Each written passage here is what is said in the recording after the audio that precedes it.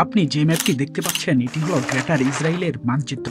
Promise land হিসেবে বলে থাকে ইহুদিরা। ইসরায়েল ডিফেন্স ফোর্সের ইউনিফর্মে এই মানচিত্রটি আছে। ইসরায়েলিদের এটি লালিত স্বপ্নের ভূমি। ইউনিফর্মের ম্যাপের সাথে এই মানচিত্রটির মিল পাওয়া যায়। তাহলে কতটি দেশ এই গ্রেটার ইসরায়েলের ভিতরে পড়বে? প্রথমে রয়েছে প্যালেস্টাইন, তারপরে রয়েছে লেবানন ও জর্ডান, এরপরে সিরিয়ার বড় একটি অংশ, মিশরের সিনাই উপত্যকা সহ একটি অংশ, সৌদি আরবের প্রায় 3/1 ইরাকের প্রায় অর্ধেক অংশ, সর্বশেষ গ্রেটার ইসরায়েলে পড়বে কুয়েত। 8টি দেশের ভেতর পড়বে গ্রেটার ইসরায়েল। বলতে গেলে মধ্যপ্রাচ্যের প্রায় মেজরিটি অংশ নিয়ে গঠিত হবে গ্রেটার ইসরায়েল। নীল নদ থেকে ইউফ্রেটিস নদী পর্যন্ত হবে যার সীমানা। এই গ্রেটার ইসরায়েলের টোটাল এরিয়া হবে 4,36,650 বর্গ মাইল। কল্পিত ইসরায়েল রাষ্ট্রটির এরিয়া হবে এখনকার থেকে 50 গুণ বড়, যা বাস্তবে হওয়া অসম্ভব। ইসরায়েলের টোটাল এরিয়া হলো 22,000 বর্গ কিলোমিটার।